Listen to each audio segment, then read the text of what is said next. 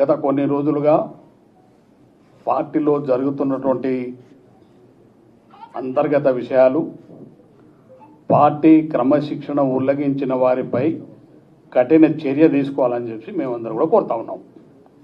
ఏకవచనం. ఎందుకంటే ఈ రాష్ట్రంలో 10 సంవత్సరాలు అనేక మంది కార్యకర్తలు వాళ్ళ కష్టార్జితం, వాళ్ళ రక్తాన్ని ధారపోసి రేవంత్ రెడ్డి గారి నాయకత్వంలో ఇవాళ కాంగ్రెస్ పార్టీ అధికారంలో తీసుకుని వచ్చినారు. పోలీస్ కేసులు, వాళ్ళ ఆస్తులు పోగొట్టుకున్నారు, వాళ్ళ ప్రాణాలు పోగొట్టుకున్న అనేక మంది కార్యకర్తలు ఇవాళ ఈ రాష్ట్రంలో కాంగ్రెస్ పార్టీని ఆ రోజు అధికారంలో తేవడానికి రేవంత్ రెడ్డి గారు పడ్డటువంటి కష్టం మీకు తెలుసు, నాకు తెలుసు, మా అందరికీ తెలుసు. వారి నాయకత్వంలో కాంగ్రెస్ పార్టీ సోనియా గాంధీ, రాహుల్ గాంధీ గారి యొక్క ఆశీస్సులతోటి ఈ రాష్ట్రంలో కాంగ్రెస్ పార్టీ అధికారంలోకి వచ్చింది.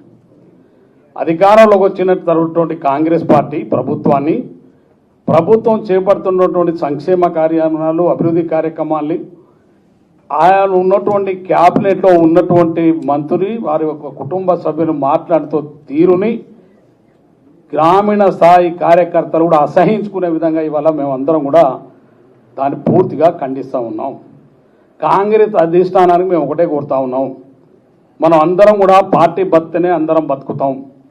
పార్టీ నష్టం జరిగితే ముఖ్యమంత్రి గారిని బలపరచాలనే ప్రతిపక్షాల కుట్రను వీళ్ళు అమలు చేస్తున్నా ఉన్నారు. వీరు అమలు చేసేటువంటి కుట్ర ఇది చాలామందికి అర్థం అవుతుంది. తెలంగాణ ప్రజలు కూడా అర్థం చేసుకుంటున్నారు.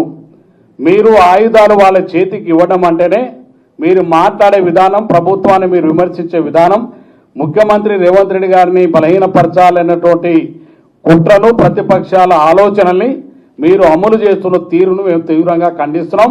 దాన్ని తెలంగాణ రాష్ట్ర ప్రజలు కూడా అర్థం చేసుకుంటున్నారు. అదేవిధంగా తెలంగాణ రాష్ట్రంలో ప్రతి కాంగ్రెస్ పార్టీ కార్యకర్త కూడా అర్థం చేసుకుంటున్నారు.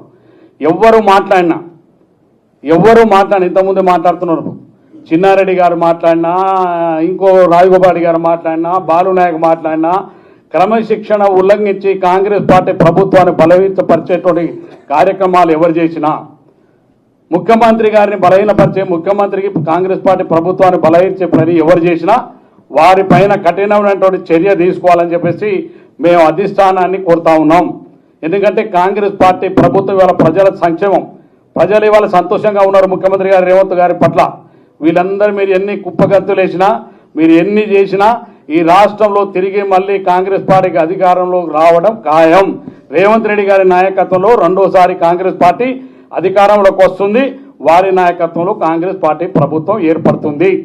మీరు ఎన్ని కుట్రలు ఇందులో ఉండి చేసినా, వారి ఆలోచనలు మీరు అమలు చేసినా, కానీ తెలంగాణ ప్రజలు, తెలంగాణ కాంగ్రెస్ పార్టీ కార్యకర్తలు మళ్ళీ రేవంత్ రెడ్డి గారి నాయకత్వాన్ని బలపరిస్తే ముందుకెళ్తున్నారు. అందుకనే క్రమశిక్షణ చర్యకు లోబడి మొన్న పిసిసి అధ్యక్షులు గారిని కానీ, మేము అదేవిధంగా ఏఐసిసి ఇన్ఛార్జి మీనాక్షి మేడం గారికి కానీ, రాహుల్ గాంధీ, సోనియా గాంధీ, మల్లికార్జున ఖర్గే గారిని కోరుతా ఉన్నాం. కాంగ్రెస్ పార్టీ క్రమశిక్షణ ఉల్లంఘించి మాట్లాడిన వారికి క్రమశిక్షణ చర్య తీసుకోండి. షోకాస్ నోటితోటి వదిలిపెట్టకండి. ఎందుకంటే వీరందరూ కూడా ఏ వారో బలహీనపరచలేరు, ప్రభుత్వాన్ని బలహీనపరుస్తున్నారు, కాంగ్రెస్ పార్టీని బలహీనపరుస్తున్నారు, మా అందరి భవిష్యత్తును బలహీనపరుస్తున్నారు, తెలంగాణ ప్రజల ఆశలను బలహీనపరుస్తున్నారు. కాబట్టి వారిపైన కఠినమైన చర్యలు తీసుకోవాలి. అది ఎవరైనా కావచ్చు, కులంతో సంబంధం లేదు, హోదాతోటి సంబంధం లేదు. ఎవరు కాంగ్రెస్ పార్టీ కార్యకర్తకు ఎవరైతే కాంగ్రెస్ పార్టీ బలహీనపరచాలనేటువంటి మాట్లాడితే వారిపైన కఠిన చర్యలు తీసుకోవాలని మా అందరి డిమాండ్. అందులో భాగంగానే మేము ఒకటే కోరుతా ఉన్నాం, ఏదైతే మీరు కాంగ్రెస్ పార్టీ మాట్లాడదలుచుకుంటే మీరు ముఖ్యమంత్రి గారితో విధంగా మాట్లాడండి, మీరు లోపల ఇంట్లో మాట్లాడుకోండి, మీ సమస్యలు ఉంటాయి. లేదు, కాంగ్రెస్ పార్టీ అధిష్టానం రాహుల్ గాంధీ గారు ఉన్నారు, సోనియా గాంధీ గారు ఉన్నారు, ప్రియాంక గాంధీ గారు, మా అధ్యక్షులు ఖర్గే గారు ఉన్నారు, వారి దగ్గర పోయి మాట్లాడి మీరు ఏమన్నా విషయాలు.